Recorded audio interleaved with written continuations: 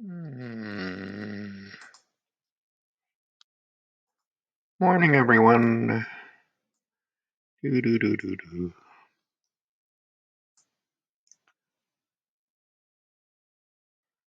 Here she is. All right. It's about starting time, so I guess we can get underway. I don't know what it's like where you are. Right here, it's starting to brighten up. It was pretty gloomy this morning.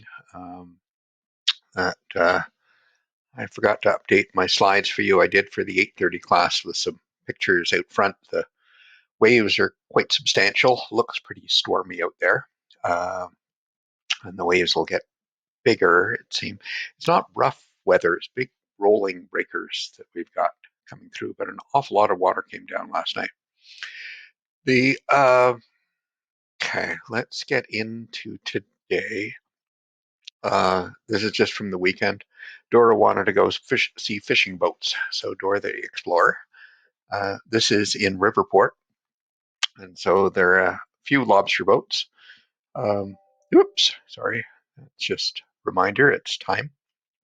That so there's some lobster boats here, and on the other side of the wharf in Riverport, you've got a couple of scallop boats. Riverport uh, used to have a fairly substantial scallop fleet that went out of there, and there was a scallop processing plant here. I don't think it's active anymore as a fish plant any longer. Uh, that the other boats she went to see were ones over in Felton South, and this was on a bit of a rainy day, but the rain didn't, it held off for us. And there's about 4 fishing boats that are tucked in behind her here. You can't see them all that well, but it was a gorgeous day over there. And it's a really quiet little harbor. It's really nice. So we've got a bunch of things to do today. Before I want to get started, I got a few things to ask you about or tell you about. One, I'd like to thank all those that have filled out the survey. I'm going to stop sending reminder emails out that I wanted to get at least 100 responses, and we got that. This morning we were up to 106, and I scanned through them very quickly. There's some useful feedback that because it's just not my classes, the other instructors have done things differently. Particularly, at least one of the others must be using a lot of polling during class, and that's being really well received. So I've got to look into that to see about how to use polling effectively during a class. That uh, but there's a lot of useful feedback. Most of it very positive, which is, you know, everyone likes to get positive feedback. There were a number of comments about recordings that on whether it be on YouTube, Top Hat, Zoom recordings, different sorts of comments, some comments about quality and those sorts of issues. But recordings seem to be a really important feature and something that's going to be critical going forward. The way we teach is going to be different forever now because of COVID, and your expectations are different. Uh, and justifiably, I think the way you interact with any organization is different going forward than what it was before COVID. But on the recording front, I think I've found my problem with uh, Windows or recording on Loom. I don't know. It worked at 8:30. It's still working at the moment. As to what the issue might be, in discussions with Top Hat last week, they indicated that Windows systems do not like to have your camera being used by 2 pieces of software at the same time. So Top Hat is using my camera so that you can see me, and Loom, the recording software, was also using it. But I don't need it for that. It just needs a screen recording. And so I turned that off, and it worked at the 8:30 class. So I'm still recording it to Top Hat as well. I think I remember to click that. Yes, it is recording.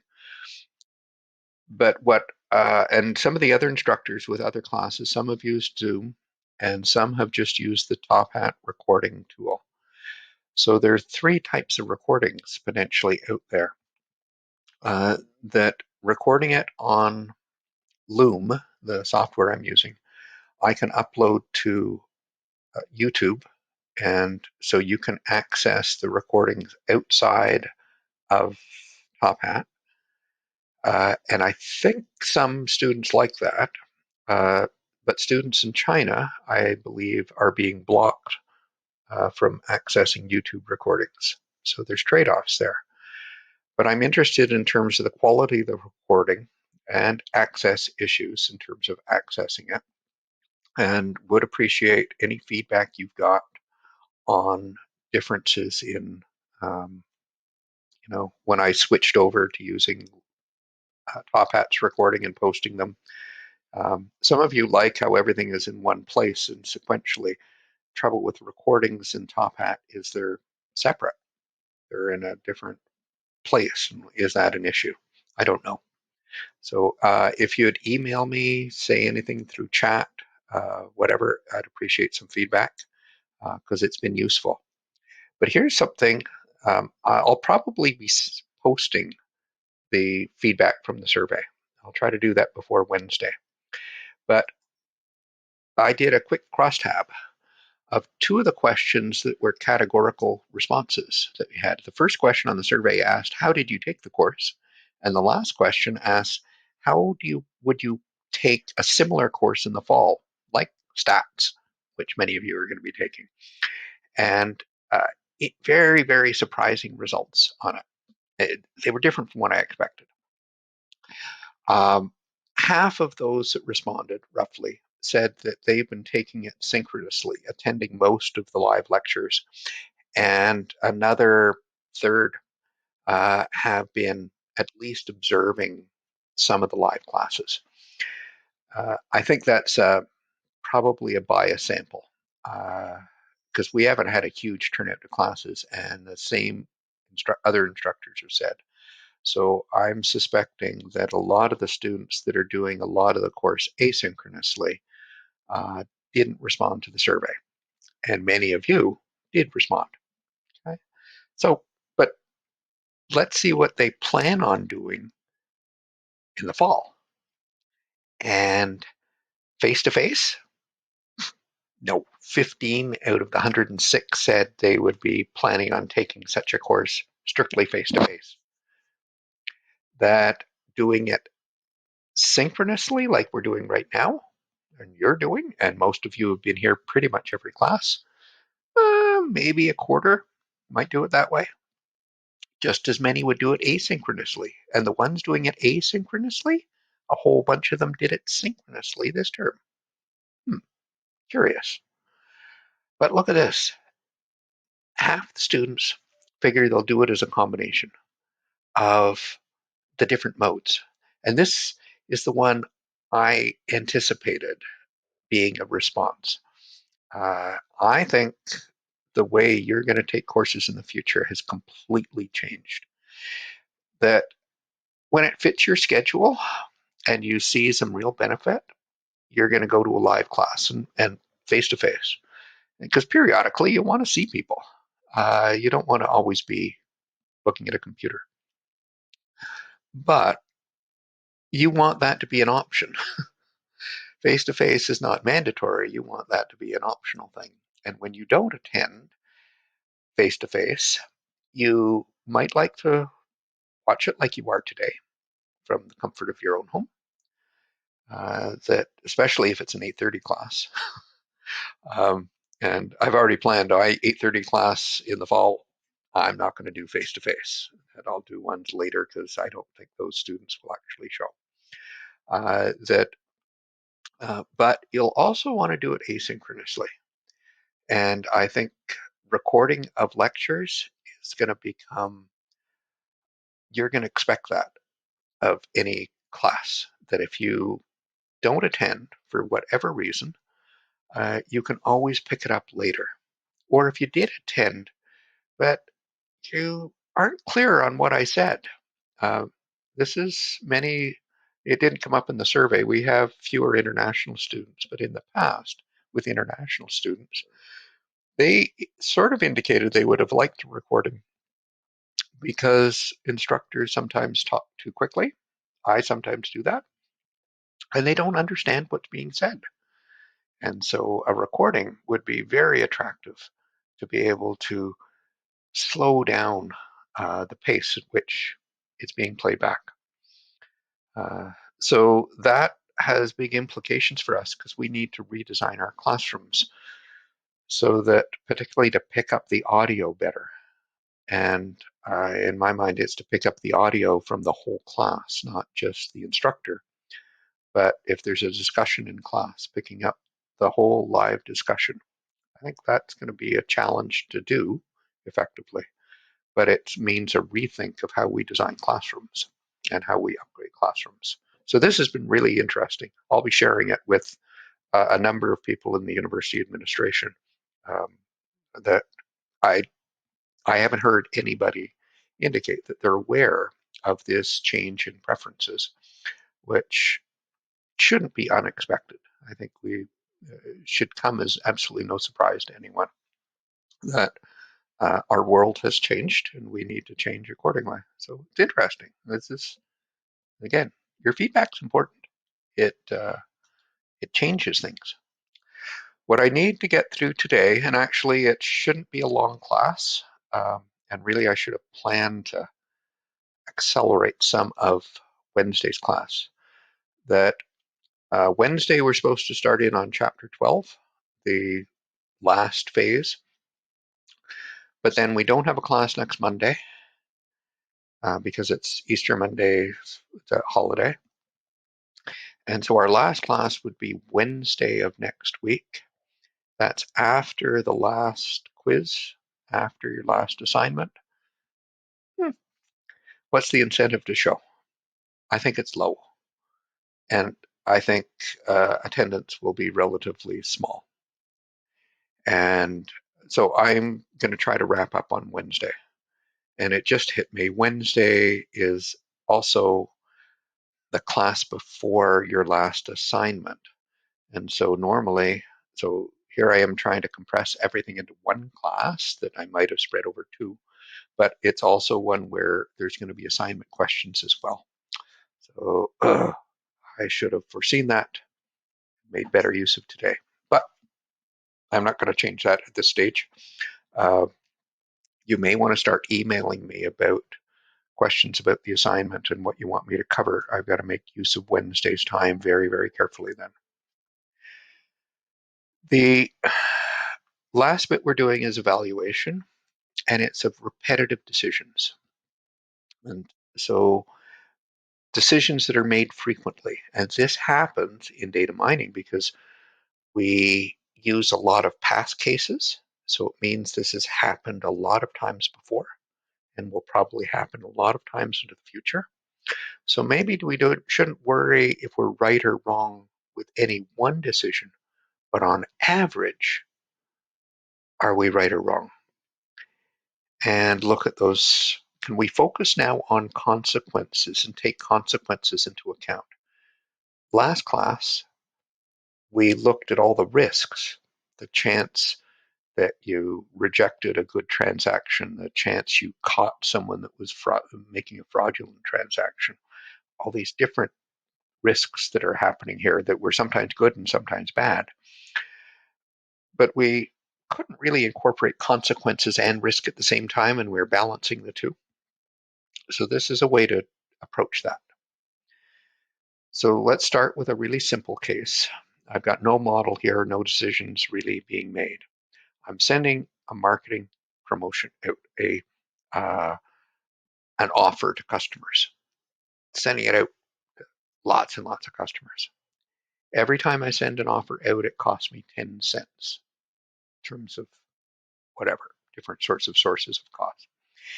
But if they turn around and buy my product, then I'm going to make a profit of $15. So marketing cost is not that high.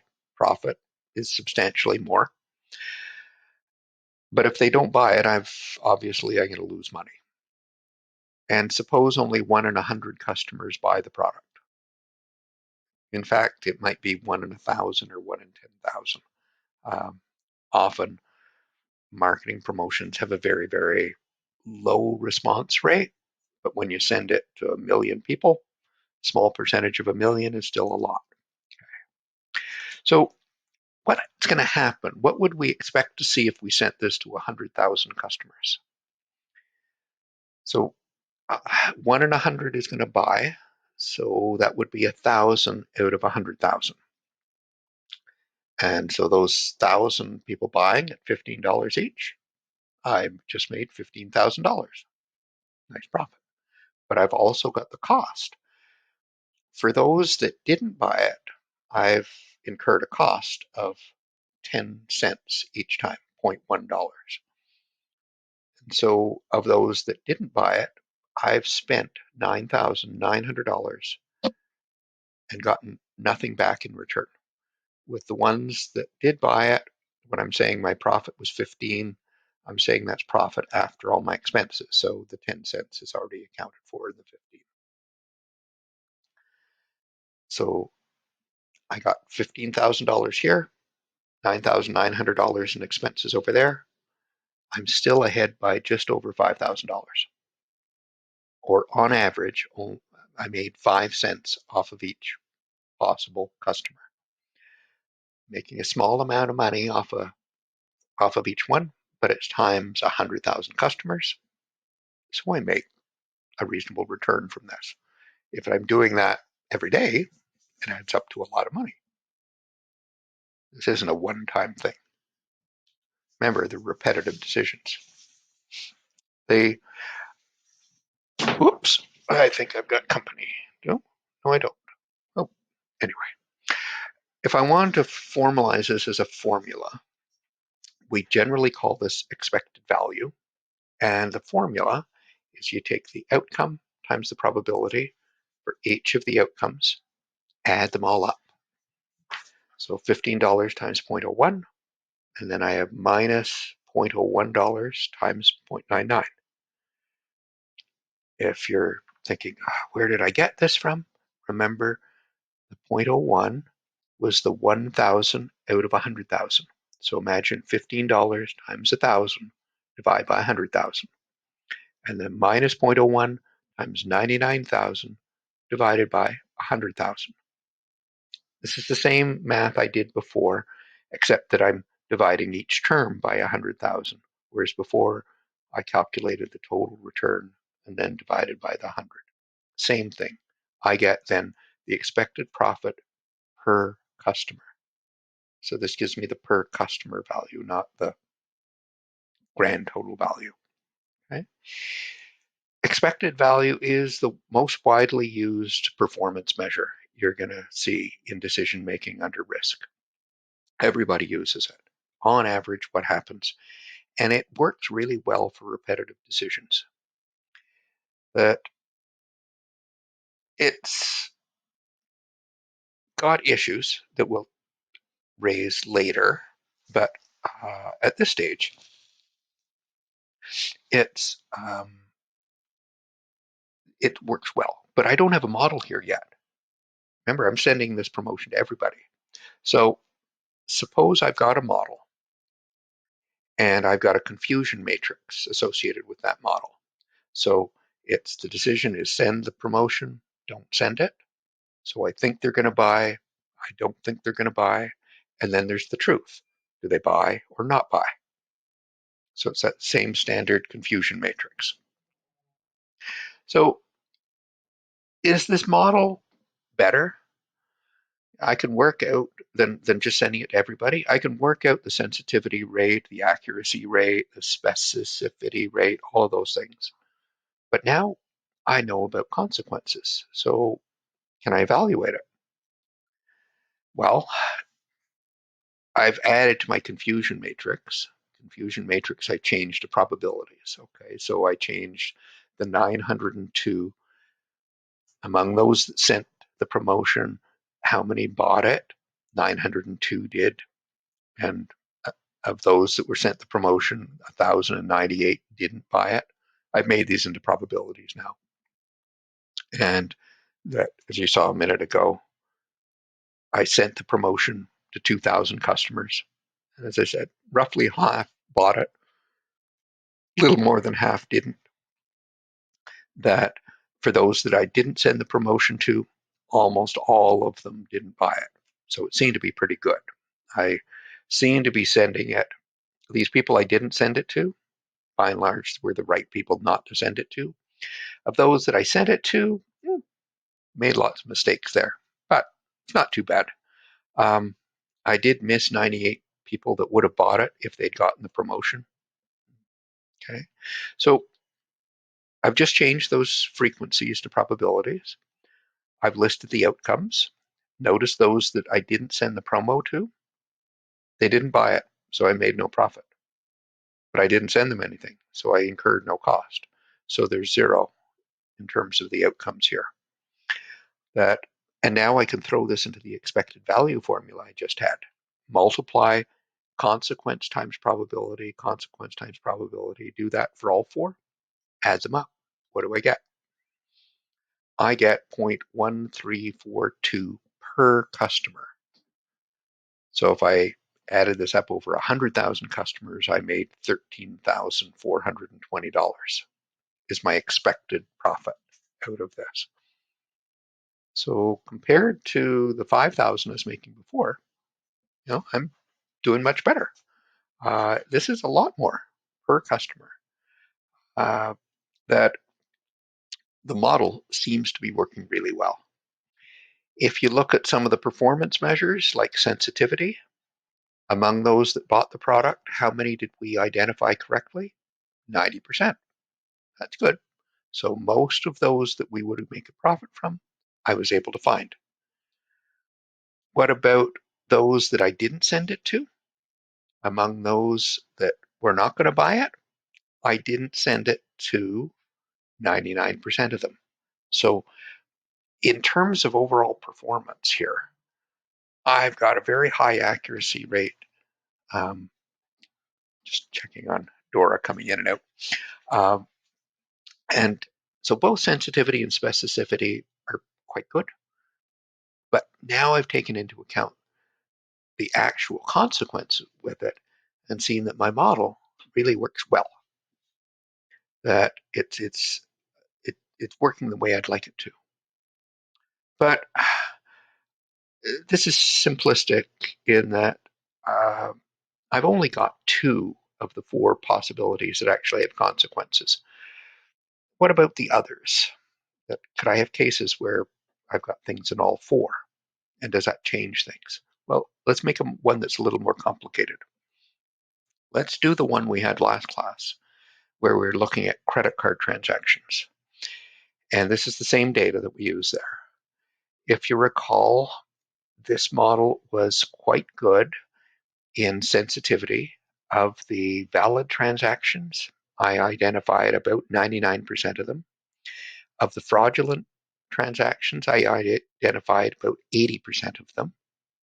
So it seemed to be fairly good. My accuracy rate was quite high, but I had some concerns about my false omission rate and false detection rate. In particular, about of those that I rejected, over half of the ones I rejected were good customers. I think it was 55%. So I had a lot of customers, good customers, that I was upsetting. And they might have gotten quite upset about me doing that sort of thing. And I might have lost those customers. So let's look at this one. Okay, let me make this a little wider so you can see the last of the numbers. There we go. That if I've got a valid transaction and I approve it, what's going to happen? Well, the person used their credit card, they bought it. The merchant, the retailer, pays me a commission. It's about 3% or so of the cost of the transaction. So if I bought something for $100 with my credit card, that the retailer is being charged $3 for that. So I'm making profit off that sort of thing. If they're spending $500, then it could be $15 in fees that are being charged. So there's money I make through fees. Also, that a large proportion of customers do not pay off the balance on their credit card. So getting them to use that credit card more and charging expensive things on it means I get to charge them interest. And sometimes the interest rates are quite high, 29% or higher in some cases. So I make profit from both the customer and the seller. And suppose my average profit per transaction for little transactions and really big transactions average to be $15. Okay. But what about a fraudulent transaction? How big is a fraudulent transaction on average? Suppose on average it's about $500 and I have to eat that cost. I can't make the credit card holder pay for that, my mistake in approving a fraudulent transaction. So I've got, in this case, um, with the if it's a valid transaction and I approve it, I make $15. If it's a fraudulent transaction and I approve it, I lose $500. What about the rejected ones? Well, if I reject a transaction and it's fraudulent, so nobody loses, um, except for the fraudster. Okay, that the merchant doesn't get penalized anything, and my company doesn't get penalized anything. So everybody's okay. But if it's a valid transaction and I reject it, yeah, there I've got a customer that's unhappy. What's that customer going to do? So there are a whole bunch of different things. It could be that some of them decide to stop using the credit card and deal with a different company. Maybe still with Visa, but they'll go to Scotiabank Visa instead of TD Visa, or they go with Capital One and switch to a MasterCard. They switch to a different type of credit card. Or maybe they stop using their credit card. They're very reluctant to because they don't want to be in the situation again. So I'm going to potentially lose money that way. Or they may just complain to their friends and everybody else that, oh, TD is awful. They really messed me up and da, da, da, da, da, da. And that dissuades other people from taking out a TD Visa card when they got the promotion in the mail. So what's that worth to us in potentially lost profits in the future? And that we should put a number on it. And if I'm losing a customer, that I'm losing all their future business. So it's not like just losing one transaction type of thing. It's all of their business into the future until I am able to get them back again. So it could be a lot of money, but maybe most of them still stay with me so I don't lose them, but a percentage I do. Anyway, let's suppose on balance it's going to cost me $30. That I need a number, so I'll put it in there. What happens with the expected value?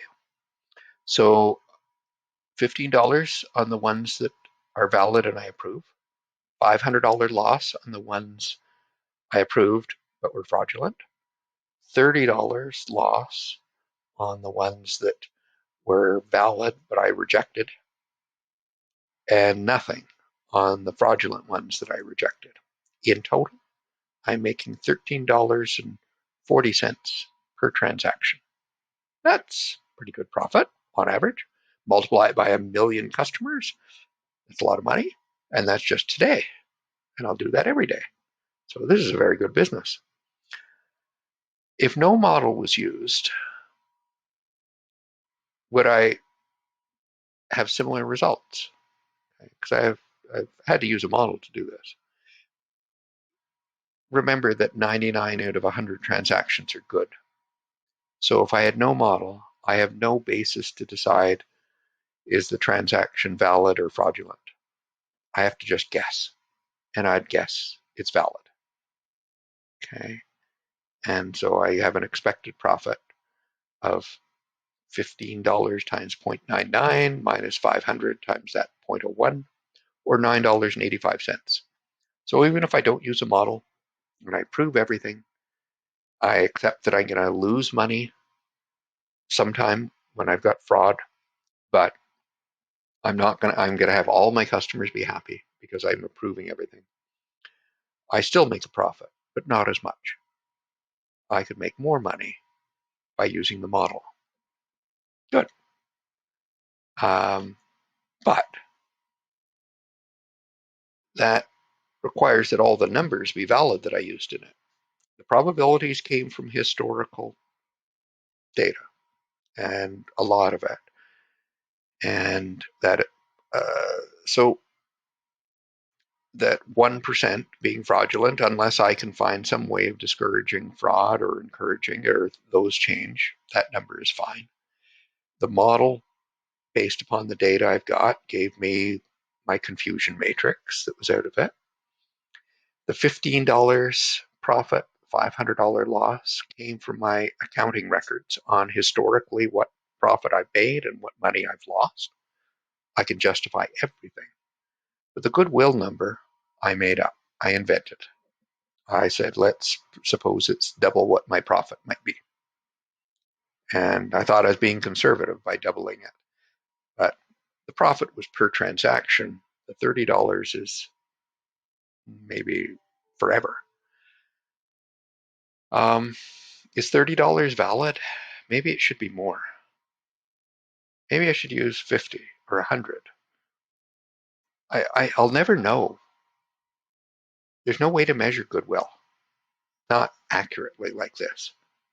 What am I going to do? That if I go and present my analysis to my client and they ask me, where'd you get the $30 from? I don't believe it. Your analysis is all wrong.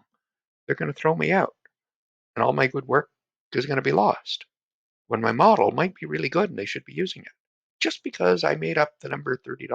Okay. When in doubt about a number, you should always do sensitivity analysis. You did that in Quant 1. You did it for linear programming. You said, well, what if I change this or this? And you did it on some parts of the model because in practice, none of the numbers are exact. There's some margin for error, but that's usually just moving it up or down a little bit. This is one where I don't even know where to start.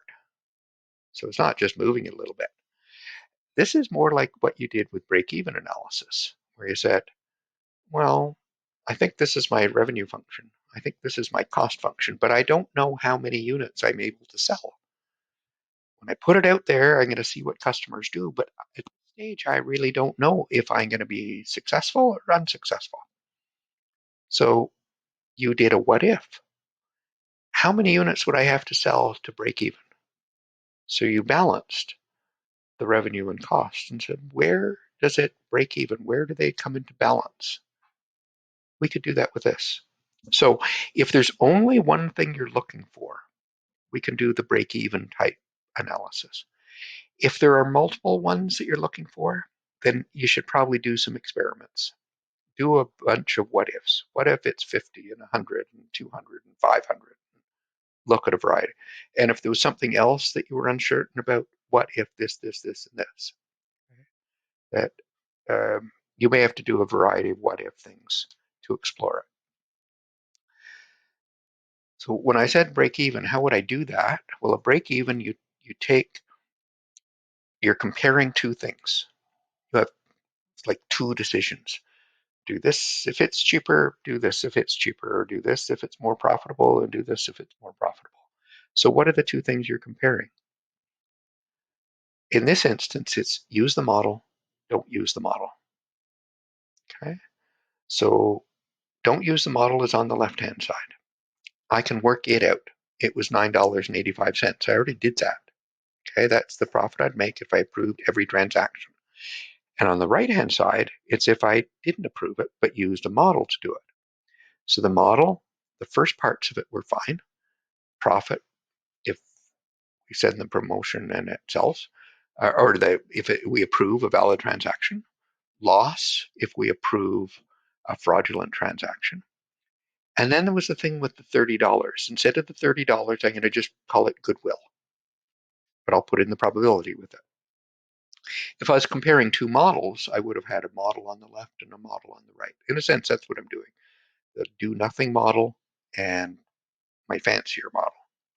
But I'm going to compare them. And I've just got one unknown in this. So I can put everything in, rearrange, and solve for goodwill. In this one, I solve.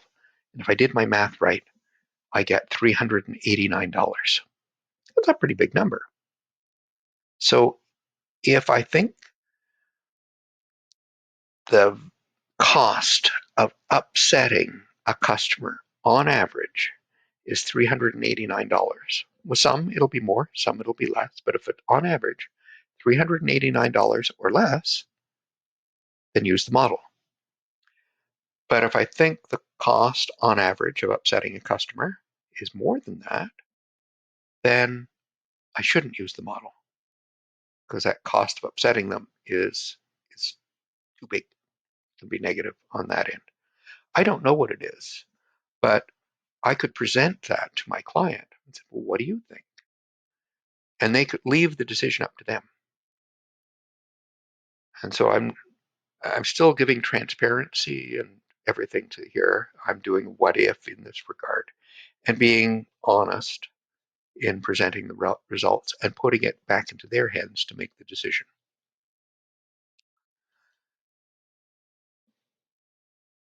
So that's how I do things on an average basis. Okay, and firms do that type of thing, or they may have different cutoffs of different what ifs. If your flight with WestJet was canceled because of COVID, they made different offers to different customers in terms of compensation to be able to try to keep you still flying with them and not go to the media and scream and yell and hurt the reputation of WestJet. And so that cutoff may have been different for different customers. They might have had a model for estimating the value for goodwill. Not sure. But firms do this on a regular basis, that those things that they can't measure exactly, they may still have decision rules around. But what about, that's from the company's perspective. They're looking at average. They win some, they lose some. But what about it from your perspective? With you, when you're making a decision, it's only once often. You're not averaging things. And it's valuable to understand those one-time decisions. And I'll get to that again in a minute, why I think that's important. Why don't we typically in data mining, if I read books about data analytics, very frequent, in general, I don't see this type of thing in books and articles about data analytics, about one-time decisions. Because in data analytics, we're talking from the firm's perspective, and they're looking at averages. They need a whole bunch of data from the past. So this situation has arisen many, many, many times before, and we know what's happened in those previous occasions. And we're presuming it's going to happen many, many times again into the future. So it makes sense to talk about averages. How do things change when it's only going to happen once? So think about that one. Okay. That, so this is a popular experiment that's done, I guess, in psychology uh, to help understand how people perceive risk. And so this is a betting opportunity that's posed. I'm going to flip a coin. I'm going to flip it 100 times. If it comes up heads, I'm going to pay you $2. Sounds good. Comes up tails, you pay me $1. Okay. So I could have to give up $1, but I could get it $2. And this is going to happen 100 times. I'm going to win some, I'm going to lose some. On average, what happens? Expected profit is, I've had the probabilities 0.5 and 0.5. 0.5 is the probability I'm going to get $2. 0.5 is the probability I'm going to lose $1. The expected value is 0.5 times 100 flips of the coin is $50. So on average, if this experiment was done over and over and over again, on average, you're going to receive $50. Now, it isn't guaranteed any one time you're going to get exactly 50. You're going to get more than that or less than that. But you could think, on average, I'll get maybe $50. I'll win some, I'll lose some. Sounds like a good bet. And when psychologists have presented this to students as an experiment, almost all of them say, yeah, sure, I'll take it. I can handle that. But what happens if we change the bet? Suppose I'm only going to flip the coin once. And if it comes up heads, I'm going to give you $200. Whoa, sounds good. Comes up tails, you pay me $100. I can still work out expected value. Probability is 0.5 and 0.5. And the expected profit is $50, just like the 100 flips were before. If I pose that to the class, what's the response going to be? Some are gamblers. They're going to take it. They're like, yeah, why not? I'll go for it. But the vast majority are going to say, yeah, I don't want to part with $100. It'd be nice to get 200, but it's the regret of losing 100 is too much for me to handle. I don't want to deal with that. So their response is different. Um, there, I could show you mathematically that there is more variability in the outcome, more uncertainty, in a sense, in the outcome when I do the flip only once than if I do it 100 times. When I do it 100 times, it spreads out the risk, in a sense, over 100 flips, whereas this puts all the risk in one flip. And that uncertainty of outcome, the finance people would view as being a measure of risk. And the finance people actually do use that in finance. When you take finance, they will discuss that sort of thing of what they call a risk return trade off. There isn't a specific answer. It's just they're just that the generally, if you're asked to take more risk, people will expect a higher return. That for the same return, they will go and look if they've got choices. They'll look at the way to achieve that return with the least amount of risk. Makes sense. We're rational in that regard. And they get into measuring. How do they measure return? They use expected value. How do they measure risk? That's standard deviation. Yeah, the stuff back that we looked at, it's variability, uncertainty. Anyway, we'll leave that. But there's quite a body of literature on the psychology of risk. I'm really not familiar with it. I ran across some of it more by accident than anything else. Um, and but it's an interesting area to pursue, and it's one you've got to think about. You don't need to be an expert in it, but at the very least, you've got to be aware of how different people have a different perception of risk. And if they see that risks or uncertainty is taking place, they're going to be more cautious generally about their response to things. And anything where there's ambiguity or uncertainty, you may lose your audience and the way you're presenting things. And this comes up more in deployment, but we should be thinking about it at this stage. That some of the other experiments that I was reading about, I thought were neat. They make sense to me, but it's interesting nonetheless to look at them and think back and reflect upon it. So this is all I'm asking you to do, is just reflect upon the way things are presented to you. So if I had a case of you can either get $3,000 or $6,000. If you go for the 3,000, there's a 90%. That's the option you pick, there's only a 90% chance you're going to get it. So you're given two gambling situations. Not like before where it was flipping a coin. That was one gambling situation with certain outcomes. But suppose I give you two gambling situations. In one of them, it's a 90% chance you're going to get $3,000, 10% chance you get nothing. Okay? In the other one, 45% chance you get $6,000, 55% chance you get nothing.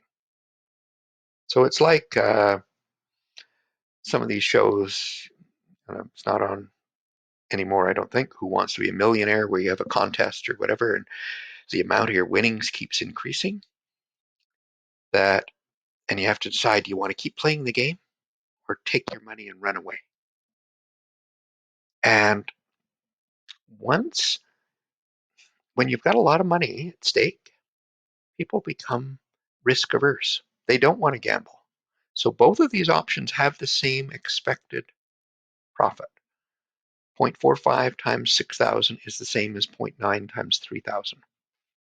So both of them have the same expected value, but people will generally gravitate towards the sure thing if that amount is large and the probability is very large. Okay, if the probability is very large, if the winnings are still large but the probabilities are very small, their behavior switches. So if there was a 0.1% chance, 1 in 1,000 chance of getting $6,000, and a 1 in 3,000 chance, a 1 in 5,000 chance of winning 3,000, same expected value for the two options, but most will gamble. Why? Well, they didn't think they were going to win anything. The chance of winning is so small. So if I'm going to take a big risk, I might as well go for the big thing. And that's the case with lotteries, that you get people, not everyone's the same. So you'll get people betting on Lotto Max in hopes of winning $50 million. Their chance of winning is tiny, tiny, tiny. But if they do win, the return is huge. But you get other people that like the scratch and win games or the break open ticket games. The amount you're going to win is very small, but the chance of winning is much larger.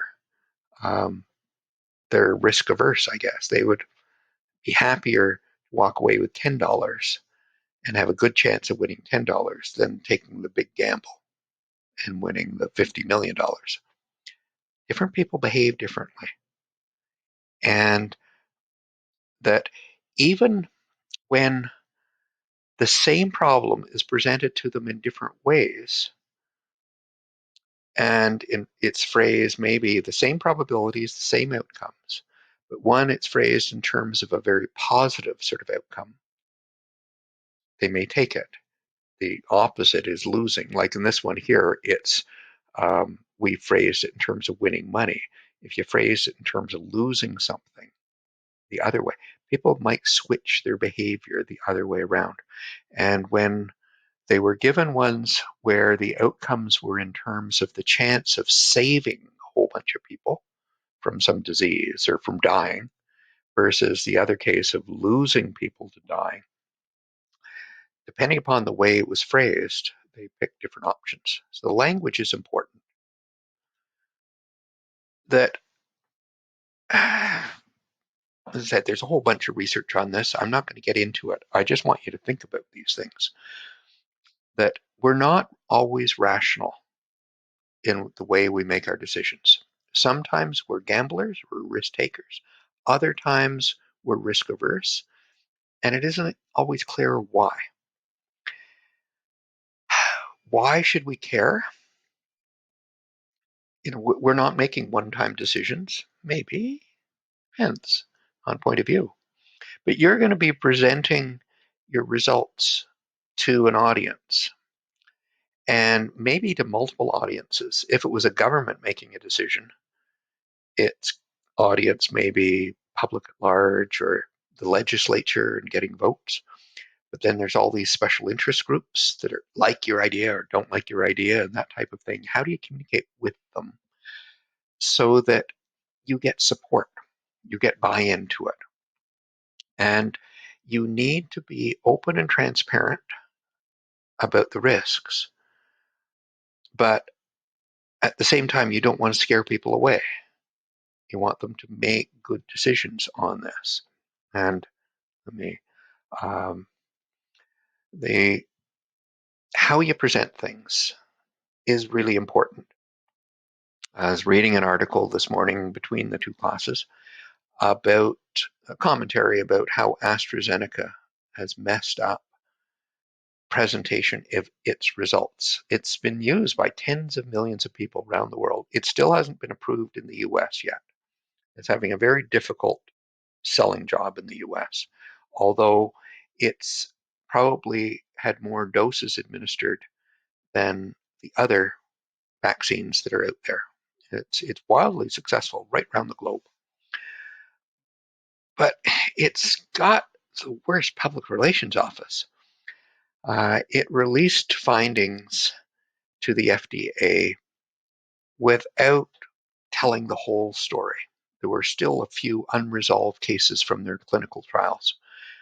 And so its effectiveness rating wasn't 79%. They thought it was. Maybe it's closer to 75%. Big deal, 4 percentage points. But they lost credibility right away on that. And then it became clear that there is another group of cases that still they didn't know if they had COVID or didn't have COVID, and they had just removed them from the analysis. And if they got included, if they were all COVID ones, then the effectiveness rating might go from 75 down to 69. Still 69 or 79% effectiveness in treating all symptoms of COVID. That's really good. It's a good vaccine. But now nobody trusts them. People are refusing left, right, and center to take that vaccine because they've not communicated effectively. So that's what I mean with risks. Ambiguity in communicating it can be just as bad as having, if they'd said 69 to begin with, they probably would have been just fine. And that would be really cautious, or at least 69, maybe up to 79. But communication is really, really, really important. That's for deployment, but we're evaluating at the stage, the evaluation phase. So to recap on evaluation, evaluation is on the project as a whole. So with a major project, particularly one that's taking you a while to complete, always check to see, are you on schedule? Your client probably has a due date you are supposed to have things ready for. Their costs being incurred. Are you going to be able to stay on budget? That this may not be a big deal with a lot of data mining projects. It is with construction. It definitely is with IT projects. Construction projects at the moment are crazy. That COVID has driven up material costs by massive amounts. Talking to the builder that built our cottage that we're in, he just built it 2 years ago, or started 2 years ago. Before COVID, he had it all wrapped up 6 months before COVID hit us. But today, he was telling me in 1 month, the cost of some of the material, like roof trusses, has gone up 40%. Costs are just going crazy.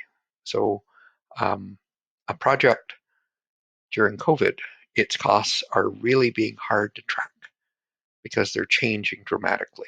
That container ship being stuck in the Suez Canal is driving up a lot of costs of different things significantly. If they're related to your project, it's going to be critical. So you should always be tracking these things in a project over time, but also track your objectives. I'm aware of one major project that an organization was going to undertake several years ago, based upon federal infrastructure money, that the feds were putting money out there to get the economy going quickly. So this is, I don't know, maybe 5 years ago, thereabouts, maybe more. And they tailored the project to fit the funding source. So the feds had certain criteria. In the end, they didn't get the funding, but it's still a project they saw a lot of value in. They found other sources of funding and that have now decided to move ahead with the project. Well, um, the objectives may have changed because over that span of time, the environment has changed, even separate from COVID has changed. And so are they still the same? Should they reevaluate it? Would they redesign the project in a different fashion, slightly different outcomes? They measure success differently. Definitely, the cost is going to change because it involved construction. It was an infrastructure project. And both in terms of time and budget, those are radically different today. Getting material supplies, the supply chains are still not functioning well a year into COVID. So that's going to change things significantly. Have they made adjustments for it? COVID has changed things so that actually the need for the project may have changed. The way businesses are functioning, the way consumers are functioning is completely different today than it was a year ago. And so success may actually look different. So this is a case where they're moving ahead with the project. Maybe they should be reevaluating objectives because since the initial conception, they sort of pause for a certain time, has changed. This isn't unusual. Um, with major projects, as time goes on, the objectives may change or outcomes may change. Uh, that so you've got to do that reevaluation. And is there opportunities? There may not be opportunities to stop the project, but it may be there's some design considerations that you'll change in the nature of that project. You should also evaluate the process. Most data mining projects are ones that are done not just once, but many times in different ways. So, like the example used today with the first one about trying to recruit customers that are sending out promotions. Firms do that all the time. They do experiments over and over and over again. They build new models to try to better engage consumers. And their consumers are changing. So even their old models may be getting out of date and they have to find new ones because our environment's different. So they're doing similar projects on a regular basis. What have they learned from one project that they can use to more effectively do the next one? I'm doing it through a survey. I'm doing my lessons learned. I'm going to keep teaching this sort of course, but maybe I need to revise the outcomes as I learn more. Maybe there are ways I can do it more efficiently or more effectively. Asking you how the recording should be done. Should it be done so I can post it on YouTube? Or should it be done so it's just seen through Brightspace or through Top Hat? That type of thing. Are there benefits? As are there issues to do with quality? I should be constantly doing reevaluation with my outcomes. The next project, this survey, doing it, I found students in the face-to-face world are still going to want a whole bunch of the online things. So these lessons learned are very, very important for us in terms of going forward. But we also have to look at this in the context of a data mining project. And data mining ones, particularly ones that are making predictions, we know predictions are often wrong, sometimes by a little bit, sometimes by a lot. Sometimes they're wrong frequently, sometimes infrequently. We need to be evaluating the quality of the performance of our models, performance of our predictions, that uh, the errors that we're making in value estimation, we're looking at, on average, how big are the mistakes? Are our forecasts off by 1,000, 2,000, 10,000? How often are they off by 10,000? How often are they off by 5,000? So it's the size of the error and the frequency of big errors are often things that we'll try to measure. And we've got nice measurement ways of doing that way. But think about it. What's important to you? It's not just the average performance, but it may also be how often you make the big mistakes. It's a combination of two. With classification, it's how often we make mistakes, but it's more complicated. There are different types of mistakes we can make. Whereas in value estimation, it's just size. They aren't different types, it's just size and how often. So here I've got different types of mistakes and how often. And the different types of mistakes have different types of consequences. So I've got all kinds of performance measures. The ones I did last class are the error rates, those are the most frequently reported types of things, performance measures. It's what we'll hear about for performance measures for COVID vaccines. What percentage are, of the time did this outcome happen or that outcome and that type of thing. They're all measured in rates. In value estimation, that was similar to R-square, some more abstract type of performance measure, in that it doesn't get into talking about the consequences. R-square doesn't talk about the consequences of making mistakes. These error rates, you have to look at them and the consequences and look back and forth between the two.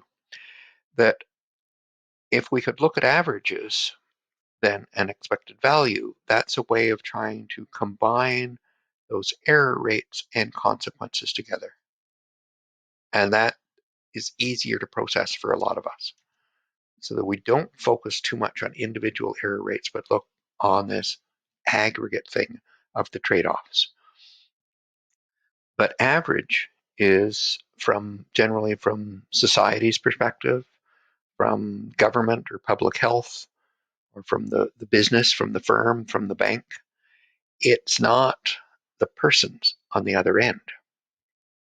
And so if I was looking at, in our discussion question, should I take the COVID vaccine? Some of you responded, well, if more people took it, then there would be fewer people that could possibly give it to me. So it's good.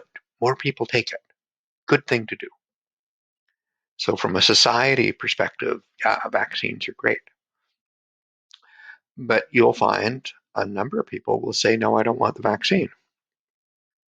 And are they being irrational? Well, from their end, they're looking at it as a one-time decision. I'm not going to average things. I'm going to take the vaccine once. And if it causes blood clots, maybe I die. Maybe I have a stroke. That I'm taking those risks. And there's no averaging. I, do, I don't get a second chance. So with some of these problems, we may have to look at it from the individual's perspective. So we do have that trade-off. And you've got to make sure when you're conveying your outcomes to an audience that they understand that your audience understands it, the decision makers do. They see it from both perspectives. And very often we will get into trouble because we've only seen it from our end and not from someone else's. And there may be many other perspectives. So be careful about that. And that we are inconsistent. We may or may not be rational, but they may argue that they are being rational. You just don't understand how they're weighing things. Okay? So this is critically important in deployment. And math isn't uh, math people think of as being very objective and very cold and clinical and exact and perfect. It's not. That I've run into enough cases where I thought it was a no-brainer. Why would anybody object? Everybody wins. And they'd find some way to say no because I didn't understand my audience, and in the communication process, it didn't. My communication wasn't as good as it should have been. You've got to think about those sorts of things. You've got to be clear and transparent. Can't lie. Not suggesting that you distort things or leave things out so that you get your way. No, be perfectly clear, transparent. It'll come back and bite you if you're lying. Sooner or later, you're going to get caught. But you can do it in such a way that you adequately inform people and make them educated decision makers without confusing them or scaring them. Be careful. So that's the segue into deployment, which is Wednesday's class. And a little bit of talk about what are the things you should be delivering to your customer. And it's not just the model, it's not just the results. You're probably going to be submitting a report and you're going to try to sway them. And the best way of telling a story is the way young children like stories. Lots of pictures. Picture books are great. I think as a parent, they were great telling stories to children. And now I've got a grandchild that they're really good. They convey things better than just the words or just the numbers in our case. So with our case, it's often charts, graphs, that type of thing. But you've got to do it well.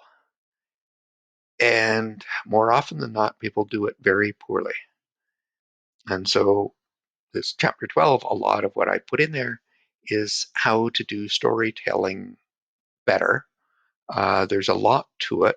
There's a number of books have been coming out in the last 5-10 years about storytelling. A lot of them are awful.